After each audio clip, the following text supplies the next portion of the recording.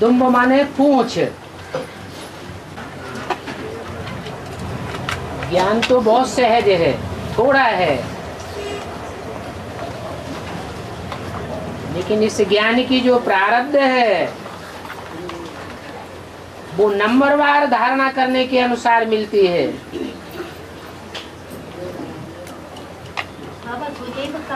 कोई महाराजा बनते हैं, कोई राजा बनते हैं, कोई रानी बनते हैं, कोई अधिकारी बनते हैं, कोई साहूकार बनते हैं,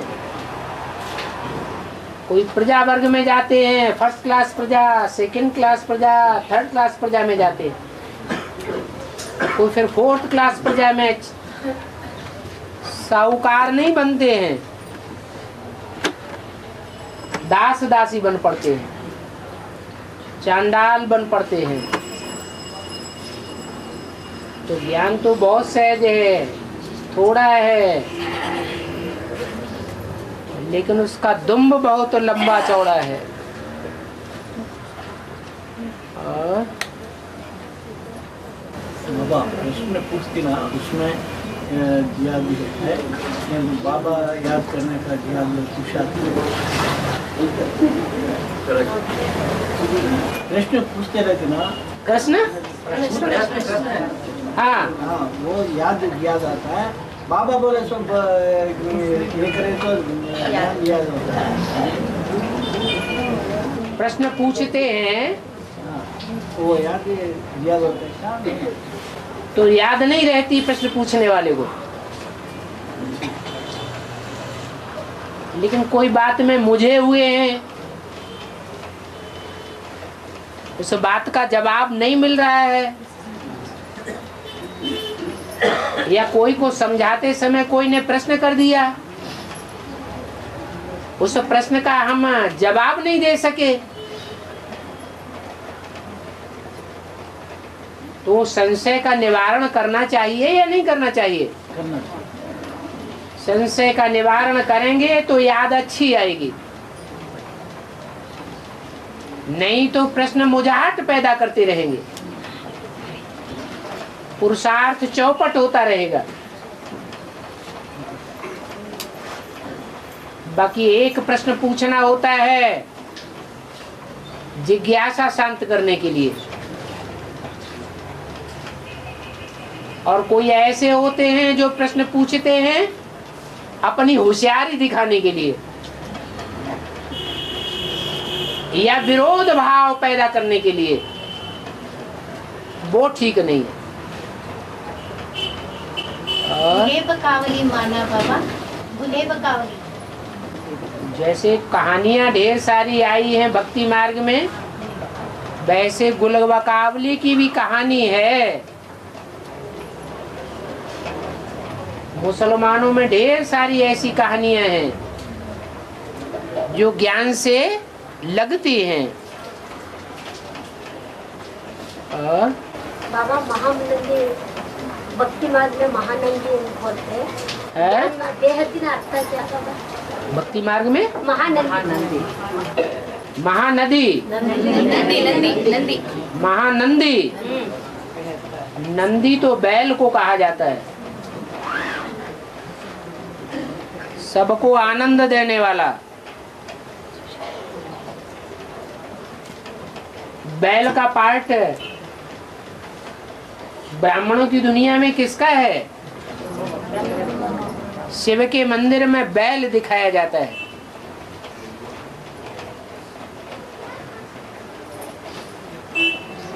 जहां जहां भी शिव के मंदिर होंगे बैल भी रखा होगा, उसका नाम रखा है नंदी। ऐसे तो सभी पुरुष बैल हैं, लेकिन वो है महानंदी, बहुतों को आनंद देने वाला है। और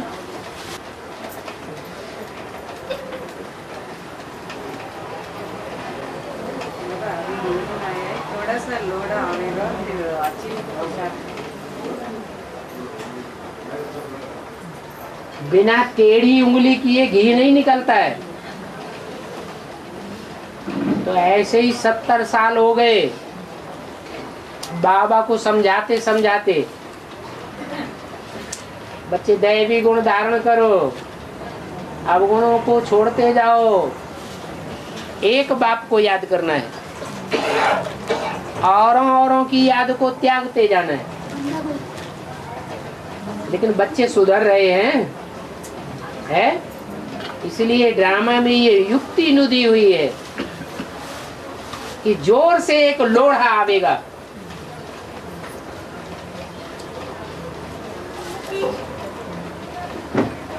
सबको हिलाए देगा, फिर सब पुरुषार्थ में खड़े हो जाएंगे। हाँ जी,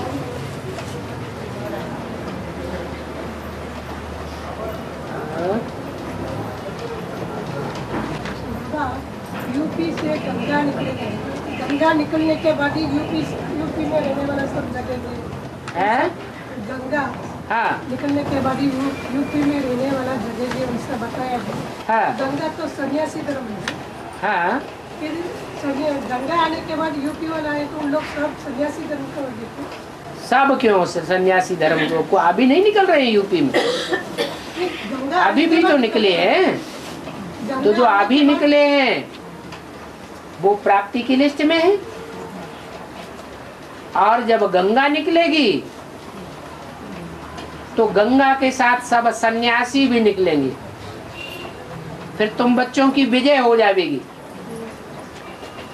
क्यों विजय हो जाएगी? क्योंकि प्योरिटी वाली पावरफुल आत्माएं तुम्हारी सहयोगी बन जाएंगी। तो ये भी राज बना हुआ है। दक्षिण भारत को तो भारत का विदेश बताई दिया है। वहां तो सन्यास धर्म फैलता भी नहीं उतना ज्यादा। लास्ट में आकर के ये सन्यासी विदेशों में पहुंच गए हैं।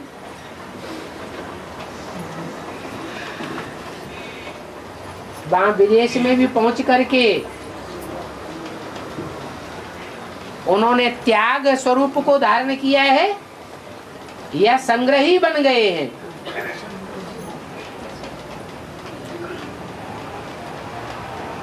त्याग को धारण नहीं कर पाया। ये तो बाप आते हैं तो सच्चा संन्यास और सच्चा त्याग सिखाते हैं। त्याग से फिर सारी दुनिया का भाग्य बनता है। ज्ञानी तू आत्मा मुझे विशेष प्रिय है, और ज्ञानी भी पवित्र बुद्धि में ज्यादा बैठता है या पवित्र बुद्धि में बैठता है?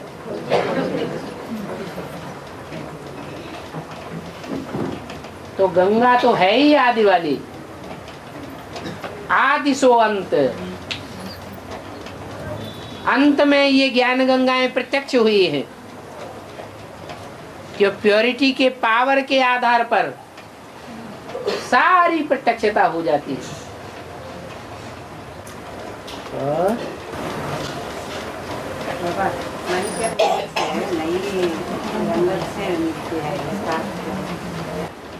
बेसिक नॉलेज से लेकर के अब तक एडवांस नॉलेज तक जो भी सेवा हुई है उसमें वाचा की ढेर सेवा हुई, और भागदौड़ की भी कर्मेंद्रियों की ढेर सेवा हुई। कर्मणा सेवा का भी उतना रिजल्ट नहीं निकला, वाचा सेवा का भी रिजल्ट नहीं निकला। यहाँ तक कि अब कोई सुनने के लिए भी तैयार नहीं।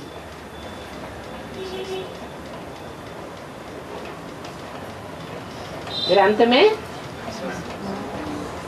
मन का मौन रह जाता है। जो मन की पावर है, संकल्प शक्ति, वो ही काम करती है। और वो तब काम करती है जब हम मन को एकाग्र करना सीख लेते हैं। जितनी वाचा चलाते हैं, जितनी कर्मेंद्रियों की भाग दौड़ करते हैं, उतना मन चंचल रहता है, देहभान में आते हैं। जब आत्म की स्थिति में स्थित हो जाएंगे तो ज्यादा वाचा चलाने की इच्छा ही नहीं होगी।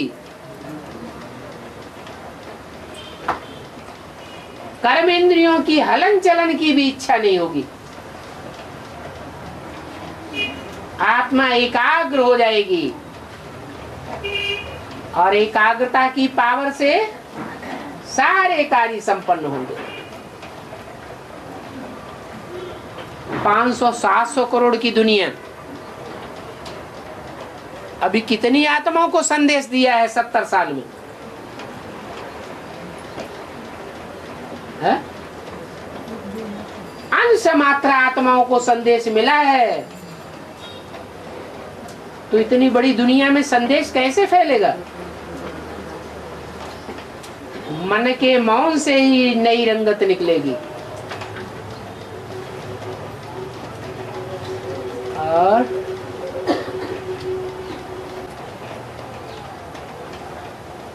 इसलिए भक्ति मार्ग में भी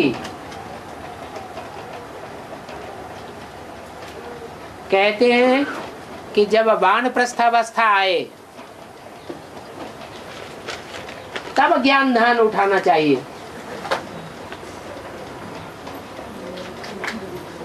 अभी बाप कहते हैं तुम सबकी वानप्रस्थावस्था है। वानप्रस्थ का अर्थ ही है वाणी से परे हो जाना।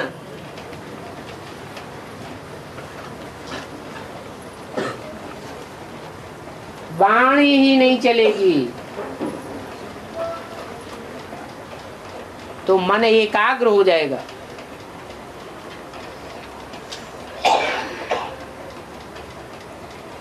और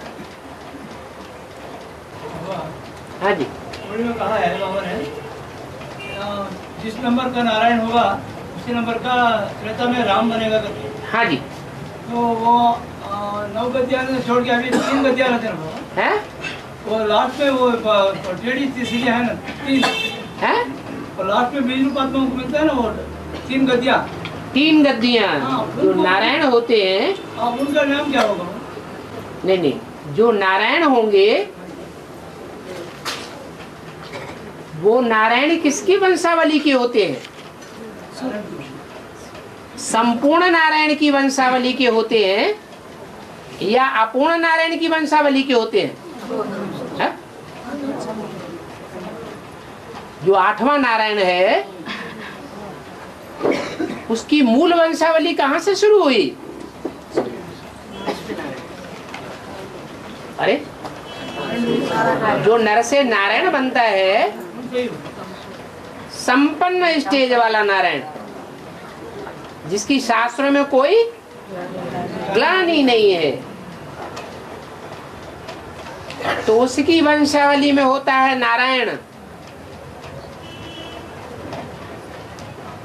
और जो फेलियर्स हुए हैं उन फेलियर्स की वंशावली में लास्ट 3 गद्दियां भी आती हैं। जो नर से नारायण बनने वाला है उसका पुरुषार्थ फेलियर होने का है क्या? नहीं। और जो राम सीता बनते हैं वो पुरुषार्थ फेलियर का प्रारब्ध है या पास होने की प्रारब्ध है? फेलियर की प्रारब्ध है। तो उनका जो लास्ट होगा फॉलोअर वंशावली में,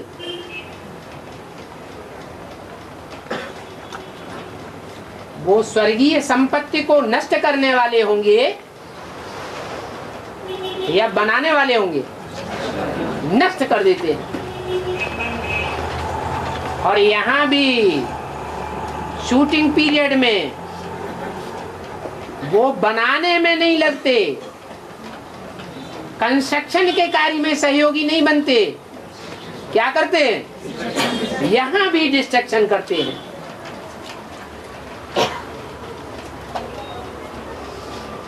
वो विधर्मियों के बीज हैं।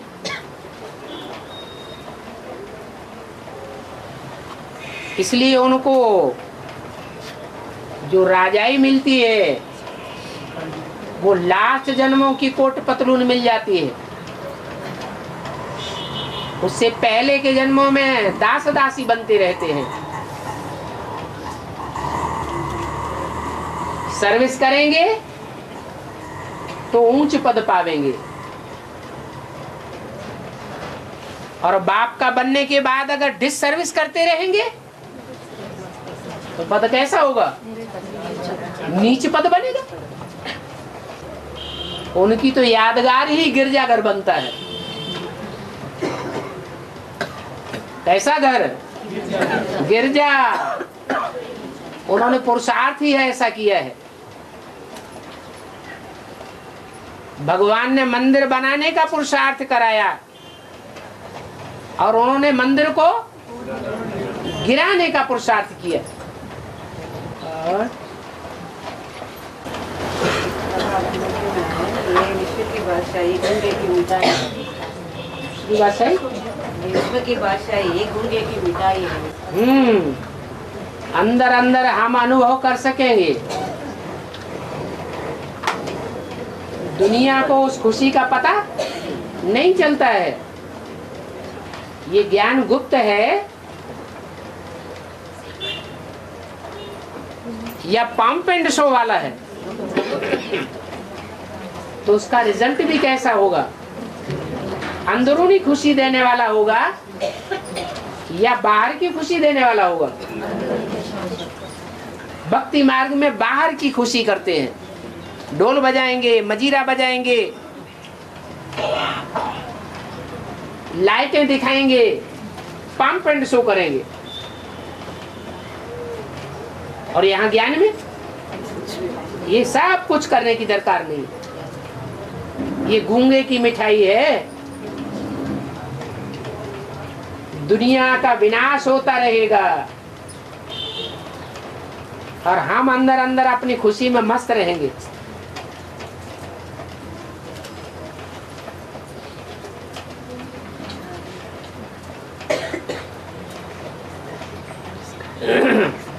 मिरुआ मौत, मलू का शिकार। तुम बच्चे हो मुर्दों की खोपड़ियों को ठोकर लगाने वाले।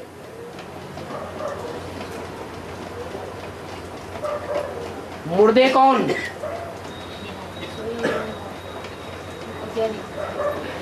है? जैसे मुर्दा होता है उसको डंडा मारो, कोई असर होगा? ये भी ज्ञान के डंडे हैं जो लगते रहते हैं। जिन्होंने अपने को मुर्दा बना लिया मारे देह अभिमान के, उनको तो कुछ असर होता ही नहीं है। उन मुर्दों की खोपड़ियों को तुम ठोकर मारते रहेंगे। उनको एहसास होता रहेगा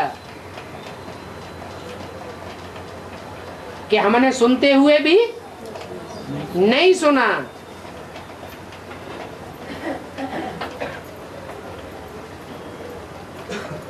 पश्चाताप होगा।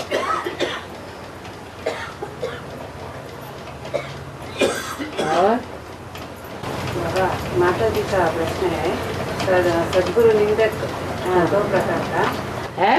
सदगुरु निंदक दो प्रकार का है। भगवान निंदन करने से एक प्रकार, आत्माओं के निंदन करना, और इस दो में अंतर क्या है? आत्माओं का निंदन करना? अरे सदगुरु में और आत्माओं में अंतर नहीं है। सदगुरु की निंदा दो प्रकार की नहीं। आत्माएं सब नहीं होती हैं सदगुरु। सदगुरु तो सिर्फ एक ही होता है, और जो एक सच्चा गुरु है सब कुछ सच्चा बताता है। उस सच्चे की निंदा करना, झूठा बनाना कितना बड़ा पाप है। उस सदगुरु की निंदा कराने वाला ऊंचा ठौर कैसे पाएगा?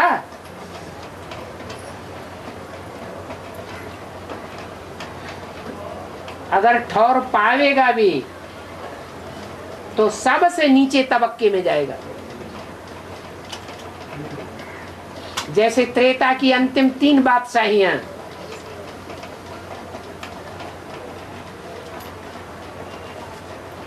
दुर्गति कराने वाली है या सदगति कराने वाली है? खुद की भी दुर्गति होती है और सारी प्रजा की दुर्गति कराने में ले जाते हैं।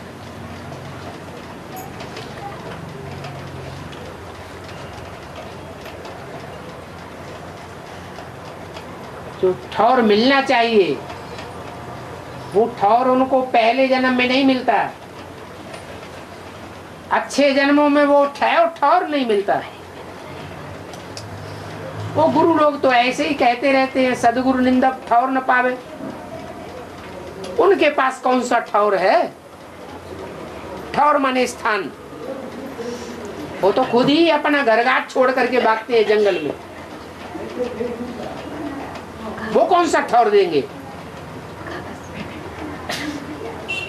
ये तो भगवान सदगुरु की बात है। उसको जान करके, पहचान करके, मान करके जो निंदा कराने के निमित्त बनते हैं, उनको इस जन्म में भी भगवान के नजदीक रह करके पुरुषार्थ करने का मौका नहीं मिलता। विनाशी देशों में जाकर के सेवा करेंगे जहां चारों ओर मौत ही मौत मंडराए रही होगी। बाप के नजदीक रह करके याद के वाइब्रेशन से दुनिया की गति सदगति में सहयोग नहीं दे पाएंगे।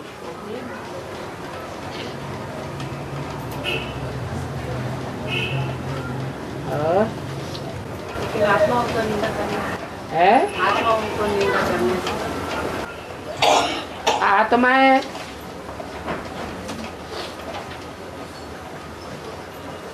जो कार्य करती हैं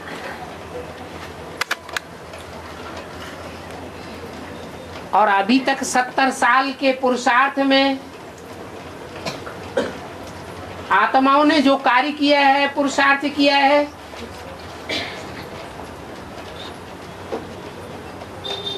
उसमें आत्माओं की वास्तव में निंदा है, निंदनीय कार्य किया है या श्रेष्ठ पुरुषार्थ किया है। अगर कोई ने श्रेष्ठ पुरुषार्थ किया भी है तो उन आत्माओं की वाहवाही नहीं है, ये तो बाप दादा प्रवेश करके करा रहे हैं।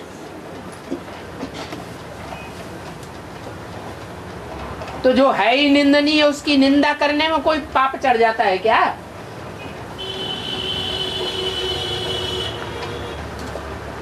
दुखी होना चाहिए? अरे नहीं होना चाहिए। अरे पतित है तो कोई कह दे कि ये तो पतित है, पापाचारी है, तो क्यों दुखी होना चाहिए? इस रावण राज्य की दुनिया में यथा राजा तथा प्रजा। अभी राम का राज्य आ गया है क्या? है? नहीं।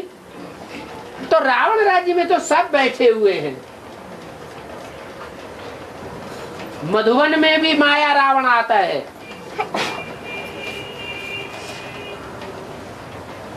वहां भी किसका राज्य है? रावण का राज्य है।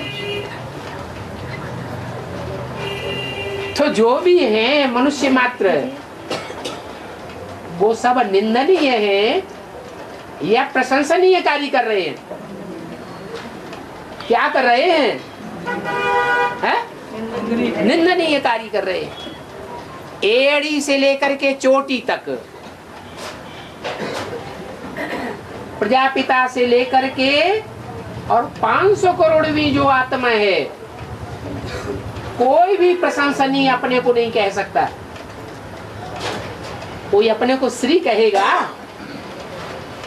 कह सकता है? कहेगा? नहीं कह सकता।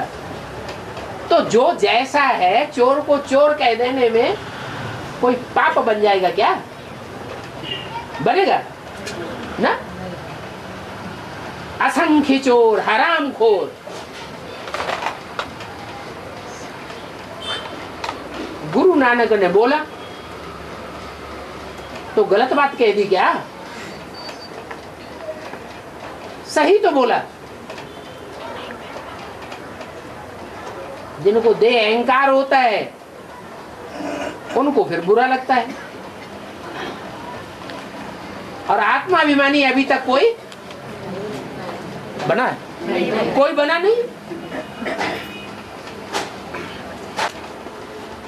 प्रश्न आया है, यज्ञ के आदि में राधा बच्ची को ही दादा लेखराज ब्रह्मा सुनाते हैं और साक्षात्कार का अर्थ भी राधा बच्ची ही बताती है। राधा बच्ची साक्षात्कार का अर्थ बताती है? कौन बताता है? हैं? शिव बाबा बताता है या राधा बच्ची बताती है? शिव बाबा बताता है प्रजापिता के द्वारा। राधा बच्ची भी तो सुनी सुनाई बात ही बताती है ना। हाँ, राधा बच्ची का जो तन है वो आखिरी जन्म में भी पवित्र पार्ट बजाने वाला है या अपवित्र पार्ट बजाने वाला है? आखिरी जन्म में भी। सृष्टि के आदि में विष्णु, आदि में सो अंत में भी विष्णु स्वरूप।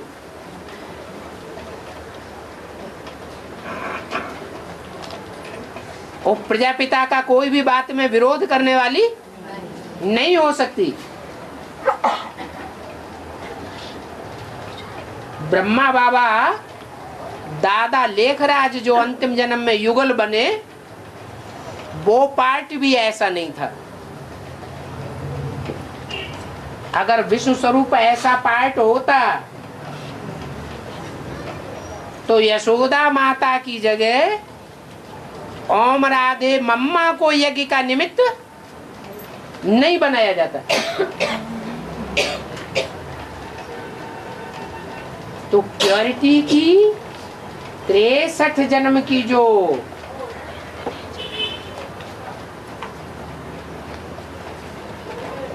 बैलेंस है,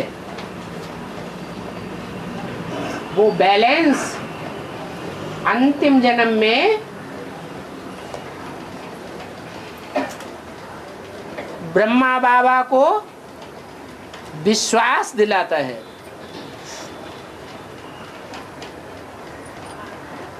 दूसरी माता के ऊपर इतना विश्वास नहीं बैठता जितना राधा बच्ची के ऊपर विश्वास बैठता है। बाकी ऐसे नहीं है कि राधा बच्ची ने समझाया,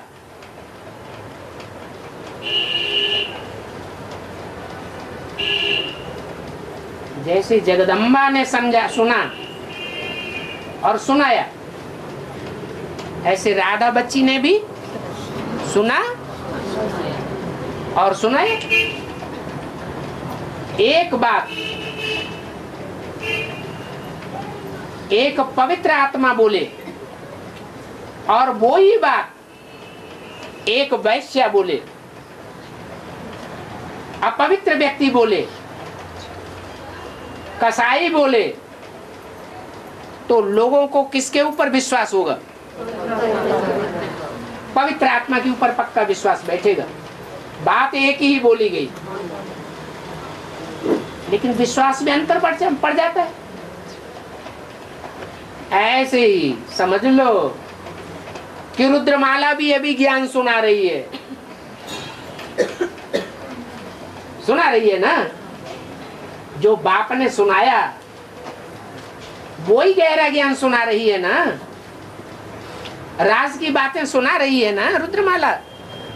लेकिन दुनिया के ऊपर असर नहीं पड़ता। और वही बातें विजयमाला निकलेगी और विजयमाला के मणकों के मुख से सुनाई जाएगी। उसका असर दुनिया के ऊपर क्यों पड़ जाएगा? दुनिया के सारे काम प्योरिटी से होते हैं। तो गीता माता है तो जगदम्बा को किस आधार पर हम पहचाना है?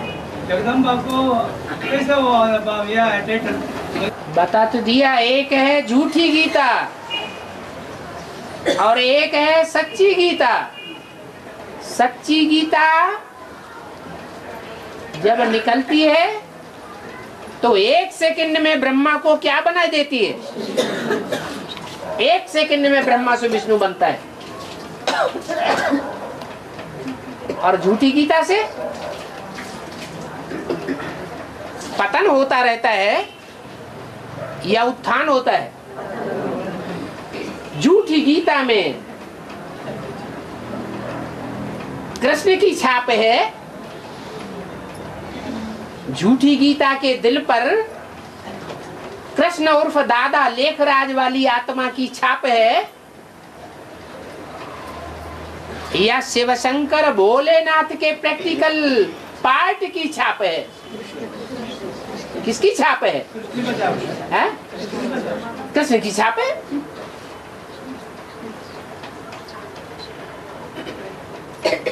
तो कौन सी झूठी गीता और कौन सी सच्ची गीता? जिसके दिल पर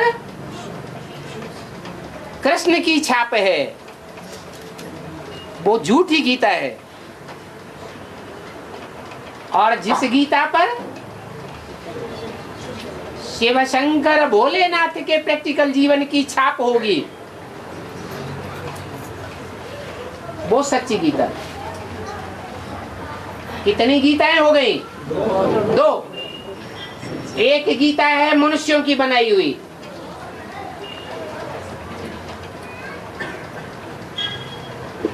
एक ने झूठा किया या अनेकों ने झूठा किया?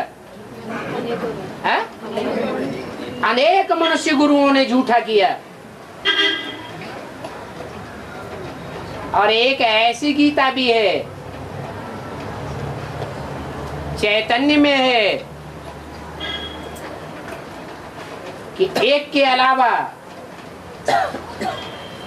कोई की भी छाप कोई भी जन्म में नहीं पड़ती। तो अंतर पड़ेगा या नहीं पड़ेगा? पड़ेगा। और प्रैक्टिकल शूटिंग पीरियड में भी ये बात देखने में आनी चाहिए। क्या सच्ची गीता अपने ब्राह्मण जीवन में एक से प्रभावित होकर रहेगी आदि से अंत तक, और झूठी गीता अनेकों से प्रभावित हो जाती। इसलिए सच्ची गीता के लिए बोला है पहली अव्यक्तवाणी में, भारत माता शिव शक्ति अवतार अंत का यही नारा है।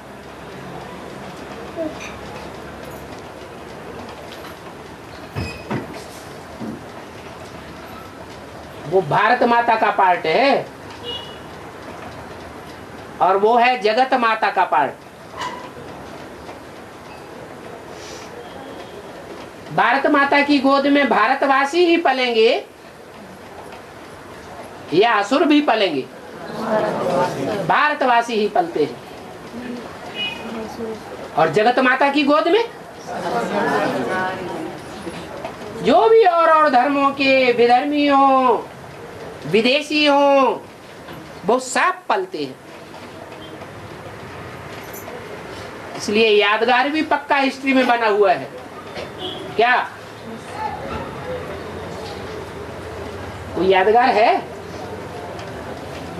नहीं याद आ रहा है क्या? है? Miss India, Miss Universe. है? Miss India, Miss Universe. नहीं नहीं, दिल्ली यादगार है। दिल्ली की गोद में सब धर्मों ने पालना ली है। हर धर्म ने दिल्ली की गद्दी पर राज्य किया है। एक ही ऐसा शहर है दुनिया में, राजधानी है, जहां हर धर्म वालों ने राज्य किया है।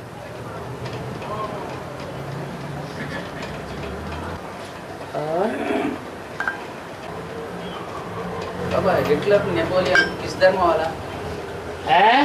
हिटलर नेपोलियन बड़ा राष्ट्र। वो देवी देवता सनातन धर्म का था क्या? अभी किधर है?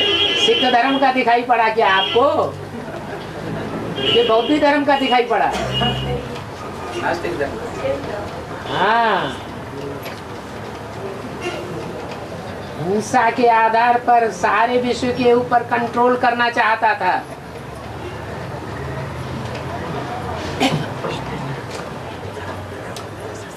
ऐसा व्यक्ति नास्तिक होगा या आस्तिक होगा?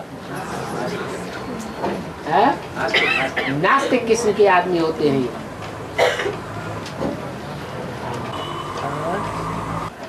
बाबा हाँ जी। वो इंग्लैंड वाला क्रिश्चियन लोग हैं, सारी दुनिया के ऊपर तो राज किया 400 साल पहले। 400 साल पहले नहीं, 200-250 साल के अंदर। अंदर, पहले नहीं। और उसके आसपास हाँ अभी जी। वो शूटिंग ऐसे यहाँ का है, कैसे चल हाँ, हाँ।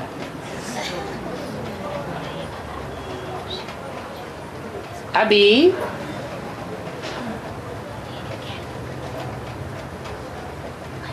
एक ही मुकर्रर रथ है और उस मुकर्रर रथ में राम वाली आत्मा भी पार्ट बजाई रही है और कृष्ण वाली आत्मा भी पार्ट बजाई रही है।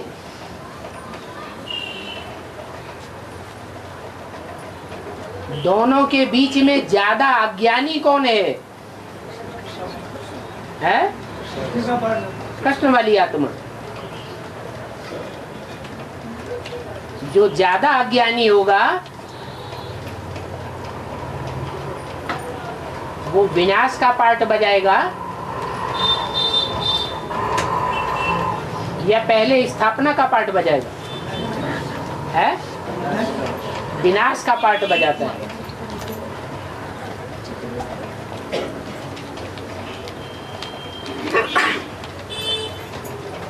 और ये विनाश का कार्य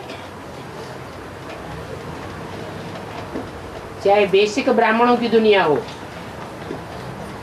चाहे एडवांस ब्राह्मणों की दुनिया हो,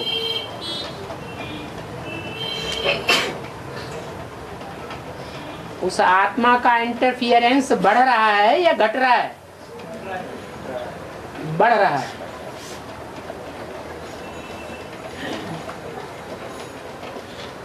अज्ञानता इतनी ज्यादा बढ़ती जा रही है कि सबका पुरुषार्थ चौपट होता जा रहा है।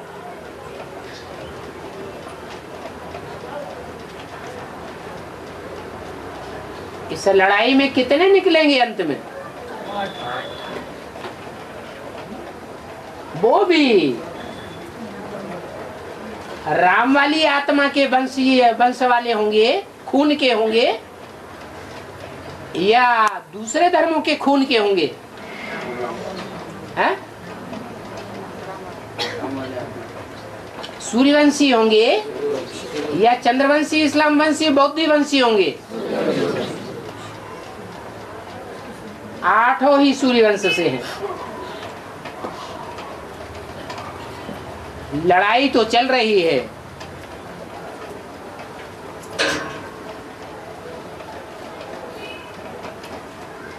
देह अभिमान और आत्मा अभिमान की। दोनों पार्टधारी भी ब्राह्मणों की दुनिया में प्रत्यक्ष रूप में सामने आ गए। कौन दोनों पार्टधारी? राम और कृष्ण।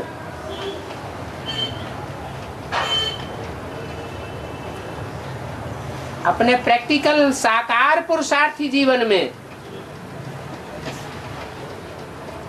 निराकारी कौन दिखाई देता रहा और साकारी कौन दिखाई देता रहा? क्या दिखाई देती रही? राम वाली आत्मा स्पष्ट निराकारी दिखाई देती है, और कृष्ण वाली आत्मा जब साकार शरीर था तो भी देह अभिमानी दिखाई दे रही थी। कोई भी चित्र निराकारी स्टेज का नहीं है। और अब तो स्थिति और गिर रही है या बढ़ रही है? गिर रही है। तो ब्राह्मणों की दुनिया में जो रावण के 10 शीश दिखाए जाते हैं, उन 10 शीशों का बाप कौन दिखाते हैं? गधा। गधा नाम क्यों दिया गया?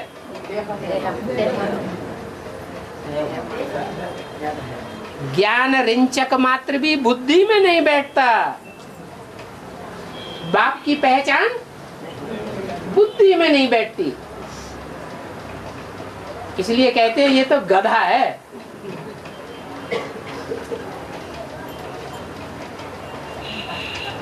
लेकिन जितने भी जानवर होते हैं, उन जानवरों में जो पालतू जानवर हैं, उनमें सबसे जास्ती मेहनती जानवर कौन सा होता है? मेहनती होता है कि नहीं? मेहनती होता है। सुबह से शाम तक कितना बोझा ढोता है, मार भी खाता है, धोबी की। कितने डंडे लगते हैं। ज्ञान के डंडों की बात है या कोई स्थूल डंडों की बात है? ज्ञान के डंडे लगते हैं। और ब्राह्मण बच्चे ये भी जान गए हैं कि मनुष्य गुरुओं में सबसे बड़ा गुरु है कौन? है ब्रह्मा। और बाबा की जो भी एडवांस ज्ञान की वाणी है, वो सबसे जास्ती मार गुरुओं को ही लगाती है। बोलते भी हैं रावण कौन? जवाब क्या देते हैं मुरली में? ये गुरु लोग। और गुरुओं में सबसे बड़ा गुरु तो रावण के सर के ऊपर जो 5 विकारों का बाप दिखाया है, वो पार्ट बजाने वाली आत्मा कौन हुई? है?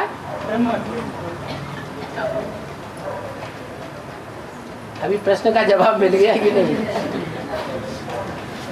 है?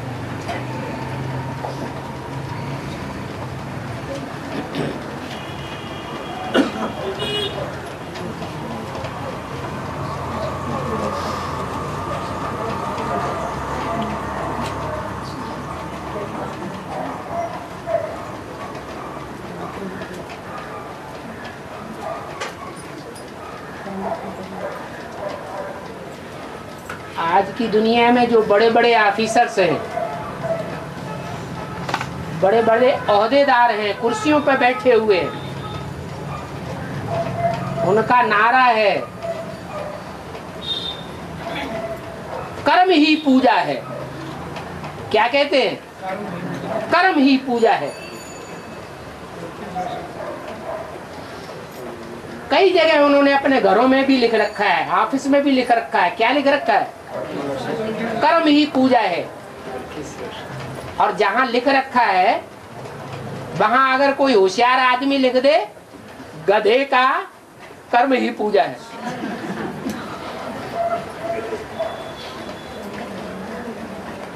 तो बात क्लियर होगी या नहीं क्लियर होगी? है क्लियर हो जाती है। कर्म तो गधा भी करता है, लेकिन कुम्हार या धोबी के डंडे के नीचे कर्म करता है।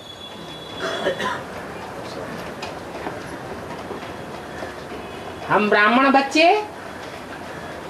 किसके अंडर में कर्म करते हैं? है? हमारा बेहद का धोबी है।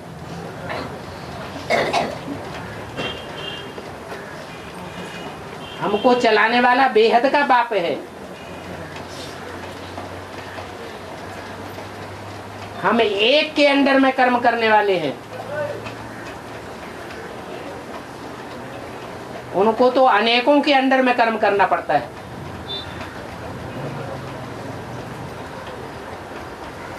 तो जैसे कि रावण के अंडर में कर्म कर रहे हैं, फिर कर्म को पूजा कहते हैं।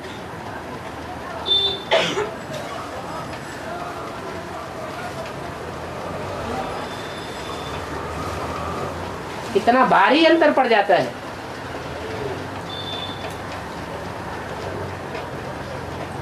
और श्रेष्ठ कर्म ही पूजा है। श्रेष्ठ कर्म सिखाता कौन है?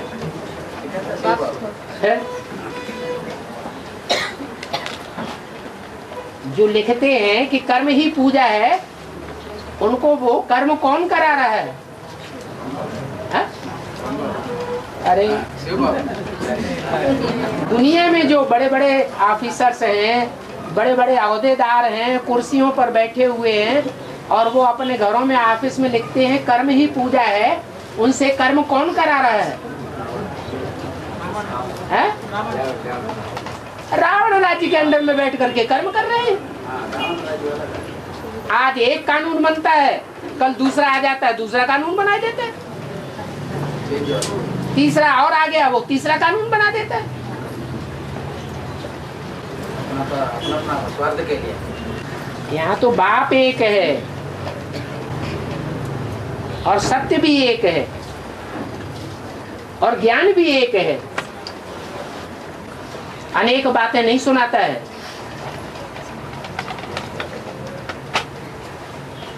समझ का कभी कभी फेर पड़ जाता है, तो एक बाप की बातें भी अनेक मालूम पड़ती हैं कि बाप एक बात नहीं बोल रहा है, अनेकों बातें बोल रहा है। जैसे मुरली में बोला है लक्ष्मी नारायण तो बुद्धू है, फिर बोला है लक्ष्मी नारायण तो समझदार है। तो क्या दो बातें बोली है बाप ने?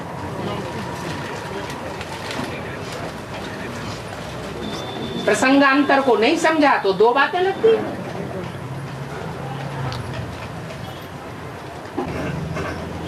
ओम